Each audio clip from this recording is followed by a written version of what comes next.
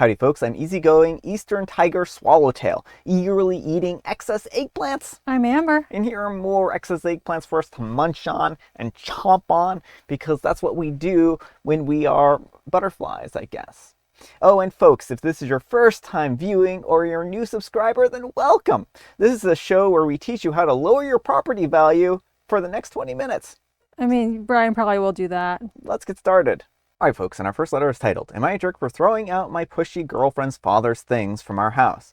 So let's start with some background information. I've been living with my girlfriend for about 2 years now. About 8 months ago, we decided to get a house together, with a marriage to follow soon afterwards. The house is considerably closer to her parents' house than our old apartment. On the day that we moved in, her father brought us a mezuzah for the front door to put outside. I'm not Jewish, and neither is she. We're both Christians who don't attend church. He is the only Jewish one, and he converted to Judaism from Christianity. Well, we tried to tell him that it wouldn't really make sense for us to hang it, but he insisted that we needed to do it. It got close to an argument. Since then, he has brought many more Jewish religious items into our house and insisted that we keep them. Neither me nor my girlfriend were big fans of this, but we didn't want to be rude. He was very enthusiastic. As of a few weeks ago, most of the house was decorated with Jewish imagery, and he was still bringing more in. I didn't want to say anything directly, and neither did my girlfriend. We wanted to avoid an awkward confrontation. We've repeatedly told him as nicely as we can that neither of us are Jewish, and we don't need these items. Over time, I began to feel anxiety. About 2 weeks ago, I had an extended feeling of being trapped. A house that me and my girlfriend paid for was being decorated in a way that we didn't want, and we had no recourse that wouldn't cause problems. I got very upset about thinking about how it was supposed to be our home to decorate. My girlfriend had planned such a nice aesthetic, and all these things from her father were impeding on it. So I took a few trash bags, threw everything into them, and then I put them out on the curb. Trash pickup was the next day, and now it's all gone. For a few days, I felt so relieved. It felt like the house was finally ours again. Then he visited, he immediately questioned where everything was, and we got into a verbal fight when I explained what I had done. It was brief and ended when he stormed out of the house. My girlfriend stayed out of the argument. Since then, he has not visited us. Am I the jerk? Alright folks, what do you think? Jerk or not the jerk? I mean, I don't think you're the jerk for not wanting those items in your house, but I don't think Opie handled this in the best way because they're trying to avoid conflict, but then went a route that was inevitably going to incite conflict. If someone is insisting on giving you things, you have to put your foot down, even if that's going to cause conflict in the moment. Because if you don't, you get this kind of buildup where they just keep pushing and pushing and pushing. Yeah. And so, I mean, I think the girlfriend, in particular, since this is her dad, this really should have been on, the onus is on her to put her foot down and be like, no, Dad, you can't fill our house with your religious items. So I'm not saying Opie's the jerk for not wanting those things in the house, but I do not think he handled things as well as he could have. No, I don't think that he handled things as well as he could have either. I think that this was a unfortunate situation, and I think they, like you said, kind of arranged it in such a way that it was always going to lead to a giant blow up, because you know, they could have put their foot down at the second item and said, look, no, we did this one thing for you. This isn't if you want to decorate a house, then you can buy it. If you want to decorate our house, then you can buy it from us or take over the mortgage or something like that, right? Yeah. And then, make it clear that while they respect their religious beliefs, but they're not, something that OP and their partner are interested in. And they're not overly religious as it sounds like. So I think that maybe he is trying to convert them. That is what it seems like. But, I mean, I guess this is something that I write in the comments here, and we'll get into this in a second. That's not actually one of the core tenets of Judaism. And, in fact, it's, frowned upon to try to recruit people and to actually try to, get people to convert to Judaism. So I think that he is not even following his own faith in that respect. And so, but at the end of the day, I think really what needs to happen is, what needed to happen is that Opie's girlfriend needed to sit down with her father and say, look, Dad, we love you, but this is too much. And I agree. It just seems like this was always going to kind of lead to a bad situation. But let me know what you folks think. So anyhow, take care and good luck. And Just the Bean says, not the jerk, shoving religion onto someone else is never cool. Clearly he missed a thing or two in his conversion journey because the whole spreading the religion to others thing is directly a Christian thing. It's not at all acceptable in Judaism to attempt to convert anyone. So not only is he being disrespectful to you, he is also being disrespectful to the religious principles that are supposed to be important to him. And Reptile216 says, I was thinking the same thing too. I'm not Jewish, but I know that they're not big on proselytizing. Granted, this kind of behavior would be bizarre and overbearing even for an evangelical Christian. And Lola's Telecontar says, not a big fan, Jews just don't do it. Did he actually join the Jews for Jesus cult? I don't know what that is. I'm curious if there is actually like a... Jews for Jesus is a thing. Yeah. I know this because of my time being tangentially associated with the Salvation Army. They're basically... They call themselves Jewish, but they accept Jesus as their savior. Oh. And so it is a thing. Yeah. So, I mean, it's a legitimate religion, though. It's not necessarily a cult. Yeah, I mean, it is a religion. It is a religion thing. It's just kind of like a religion that's between two different religions. Mm-hmm. And Make That Noise says, everyone's in the wrong here. Your father-in-law is terrible for not respecting your boundaries. You're terrible for allowing it for weeks to avoid an argument, only to throw everything away and have it result in just a big old argument. I appreciate the thought, but no thank you is okay. Letting him bring all that stuff over and then throw it away seems ruder than saying no in the first place. I do want to kind of bring up that I thought throwing out the stuff was really inappropriate. Yeah, I mean, I think if they had just dropped it off at his doorstep, that would have been better. Or if they told him, we're going to donate this, and then donated it. Because, yeah, it is wasteful to just kind of bag everything up and throw it out when there might be people who would actually want and use it. Yeah. All right, folks, and our next letter is titled, Am I a Jerk for Telling My Future Mother-in-Law That I Don't Want to Wear Her Old Wedding Dress on My Wedding Day? Throwaway account and fake names. I'm a 29-year-old female and I'm getting married to Peter, a 27-year-old male, who is unfortunately a real mama's boy. I love men who respect their mothers, but sometimes Peter takes it too far. I have told Peter multiple times that I don't want to wear his mother, a 51-year-old female's, old wedding dress. For one thing, mother-in-law mentioned that she and father-in-law, a 54-year-old male, were intimate while she was wearing that wedding dress on her wedding day, and multiple times after that. For one thing, mother-in-law has mentioned that she and father-in-law were intimate while she was wearing that dress on her wedding day, and multiple times after that. So no, no, no, no, no. I don't care that me and mother-in-law are the same size. It creeps me out when anyone brings up that fact. So I was with Peter, mother-in-law and father-in-law and sister-in-law, a 24-year-old female, at mother-in-law and father-in-law's home. Mother-in-law just mentions how she is looking forward to seeing me get married in her wedding dress. I told her son that I wasn't going to be wearing her wedding dress. Mother-in-law said that I have to wear it, and I told her no. She stormed off, and sister-in-law said that it would be an honor to get married in her mother's wedding dress.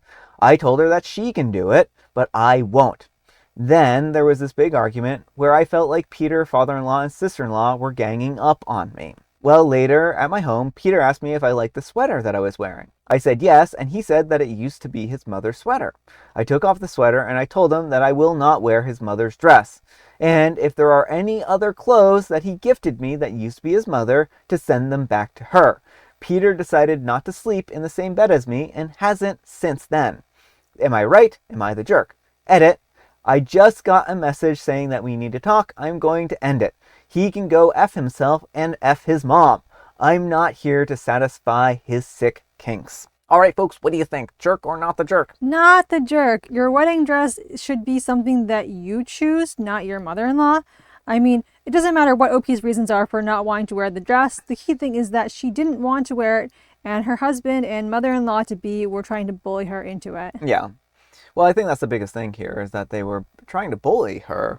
And they, like, if she didn't even know about the, intimacy, then she might have been more all right with it. But the fact that they're going around and talking about it so Such a vocally, weird thing to be talking about. like, I don't want to hear about my mother-in-law and father-in-law's sex life, and I Yeah. would certainly not want to hear about my mother and father's sex life either. Mm-hmm. I think that that is something where most people would draw a line and say, Mm-hmm. look, ma, dad, I don't want to hear it. Please don't share that with me, Yeah. right? And any close relative. Well, I mean, varying levels of different people, but certainly close relatives, you're not going to be interested in those kinds of conversations in general, I would think, right? Mm-hmm. And, you know, I just feel like he isn't being respectful of OP, her partner. Neither are the mother-in-law or father-in-law. And I'm kind of glad that OP broke this off, because this was just one boundary out of many future boundaries that they were going to trample on. Well, exactly. And that's the problem with these kind of things is people will be like, oh, it's just this one thing. Just do this one thing for me. But it's never just one thing. Mm-hmm. But let me know what you folks think. So anyhow, take care and good luck. And Asparagus Overall 8454 says, you're the jerk for marrying a mama's boy in the first place. How do you think that this is going to get any better? For goodness sake, are people so desperate to get married that they don't see exactly what's going on in front of them? And OP replies, we broke up. Well, that comment's kind of rude, and I don't like Mm-hmm. it. Like, sometimes it can be really hard to see, especially when, you have a partner who starts out really nice and on your side, and then kind of like over time gradually gets like more awful. Well, and that's it too. It's like not everyone starts off bad, and most people don't, right? I mean, that's kind of the dating phase, is before the honeymoon phase is over with the Mm-hmm. relationship, right? And people are going to be on their best behaviors, and then they start slowly, reverting back to their old selves or showing their true colors. Mm-hmm. So, when you first date somebody, they're at their very best, right? And if they're not actively working on becoming the best version of themselves, then they're going to slowly become worse versions of themselves, right? Yeah. And Lemon Alternative 7548 says, I was going to say something negative, but I wanted to give some of my beautiful expensive dresses to my future daughter-in-law that are too small and youthful for me to wear, so I couldn't bear to part with, but now I'm second guessing myself. I also have an expensive mink and cashmere coat that I don't wear that I was going to give to her. Is that weird? I only have one son and no nieces to give my jewelry to after I die. Would it weird my son out to see her wearing those pieces one day? Emerald ring, pearl necklace, etc. I get not wearing a mother-in-law's wedding gown, but I'm not so sure about any of the other stuff. And OP replies, it's fine for your situation. It wasn't just that it was her wedding dress, it's the fact that I knew for a fact that his parents were intimate in it while his mom was wearing that dress on multiple occasions. It's the fact that he seemed to enjoy it too much. The fact that I look and act like his mom. It's the fact that they have this weird mother-son relationship that seems problematic. What do you think of that?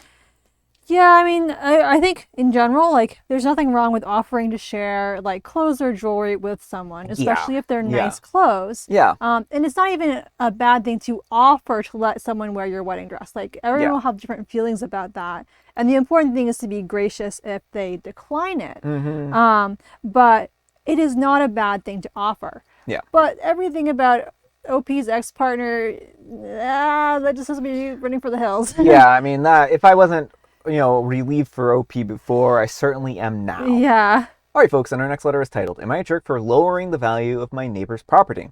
I moved into my father's house about 3 years ago after he passed. It's an old farm, about 400 acres, but across from me there are 12 houses in close proximity to each other. I have always kept the grass in the ditches down, and I have maintained my yard, and I keep all of my project cars in the barns out of sight.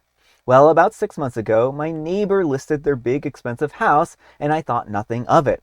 In front of their house and on my land across the street, I started clearing the land to open up my field so that it was easier to access to my cattle. The neighbors both came out and started screaming at me as soon as the first tree fell.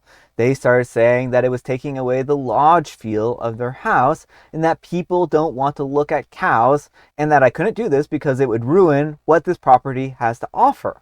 And I kindly reminded them that it's my land and that my family was here first, and if they wanted a lodge feel, that they should have planted their own pine trees instead of counting on mine being there. The two other neighbors took sides with them, and they came over and told me that I needed to stop, and that your dad wouldn't have done that. Don't be an idiot. Again, I reminded them that it's a farm and that I'm simply putting a 10-foot road into my pasture, which has always been there. Well, the next day, I had a knock on the door from two officers saying that there was an anonymous report that I had been beating my animals in my driveway from a concerned neighbor. They checked. I asked them if they had ever hit a 1,200-pound cow, to which they both laughed upon seeing that my animals and agreed that it wasn't a legitimate call. And all my cattle came up to me and were friendly and healthy. So 3 days after this incident, I called 4 good friends, and instead of a 10-foot road, we cleared 200 feet, looking into my beautiful pasture. And then the realtor came out, started cussing me out, and telling me that I was a petty redneck, and that I was costing him money on a possible sale, and to save it until after the house sold. I looked at him and I asked him if he wanted to see petty because I wasn't done yet. He mumbled and walked off.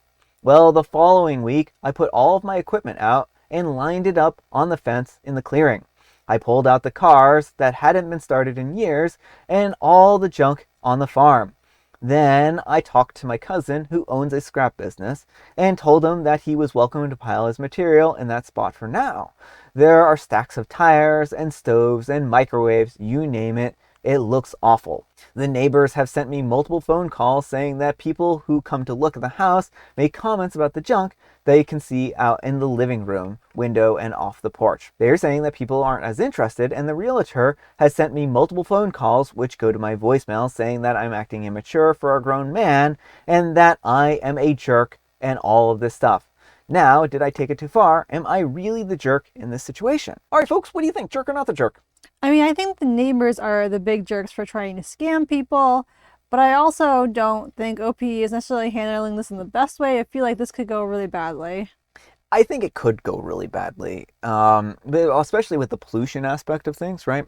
Like, this is supposed to be a farm, and what happens if the oil from these cars leaks into the ground, or battery acid leaks into the ground, or the rubber vulcanizes and leaches into his soil? Then the cows are going to be grazing, and they're going to eat that food, or if he plants plants out there later, fields later. I think that this is a recipe for disaster. I certainly think that it's his property and he can do whatever he wants. But I also think that there's a lot of legal aspects to this that could be dangerous for him, especially if like a child comes and starts playing in his scrapyard and then Yeah. cuts themselves on a rusty piece of metal. In your homeowner's insurance might be a little unhappy about that kind of situation, right? Yeah, so I mean, I think certainly clearing more pasture so his cattle can graze, there's nothing wrong with that, and that should be done before the sale because if people are expecting a large feel, Yeah. don't scam them, Yeah. But I also, don't think like get rid of the rusty stuff and everything and just have your little farm. Yeah, that would be my advice here. I think that if OP does want to keep the scrapyard out there, they need to fence in their property and put no trespassing signs out so that they aren't going to be held legally liable just in case somebody gets hurt on their stuff. And again, like, people can be litigious, and if they have rich neighbors who have children and are going to, end up getting hurt or something like that, OP could be costing themselves more in the long run. Well, his neighbors are already like doing shady things by like the false animal abuse reports. Yeah. So like, oh yeah, well, if they, if their kid gets injured out there or something like that, right? So I think it's a bad idea, but OP can do whatever they want. But let me know what you folks think. So anyhow, take care and good luck. But folks, let's see what the Wheel of Judgment has to say. Wheel of Judgment, turn, turn, turn. Tell us the judgment that OP's earned. Karmatic boomerang incoming. I mean, that might be, I don't know who this boomerang is for, but I'm a little concerned. I think the boomerang is for everyone. Yeah. It's just ping-ponging around everywhere. That makes sense. That makes a lot of sense. All right, folks, it is tea time. Grab your beverages of choice. I've got some tea right here, and Amber, she has a joke. Why did the writer bring a quill to the duel? Oh, I know exactly why the writer brought a quill to the duel because he thought that the pen was mightier than the sword. But unfortunately for him, the person with the sword won. It just was not a very pleasant sight, if you know what I mean. I mean, that's not how things went down, but you did get my punchline, yes. And it's National Wordsmiths Day. So instead of forging your weapons with a pen, forge your weapons. Instead of forging your weapons with a hammer, forge them with a pen, I guess is what we're saying. And today is also National Start Seeing Monarchs Day. Ooh. I don't think we're going to see them here in Maine yet, but... No, especially since, like, they're all over in the UK. Oh, wrong kind of monarchs. We have seen a few butterflies, but not very many yet. Yes, let us know if you've seen any monarchs. And I have this special guest tea, some matcha. Alright folks, that's all the time we have for today. Thank you so much for watching. Happy spectacular Saturday, folks. I hope your Saturday is off to a spectacular start. Amber, we need some kind of moral advice and or guidance. And please, have it on the destruction of property value, or have it on property. It is okay to turn down gifts, and if people are pushy about it, then that's not cool, and maybe it's time to not see them for a little while. Yeah. But thanks so much for watching, and we'll see you all tomorrow. Bye!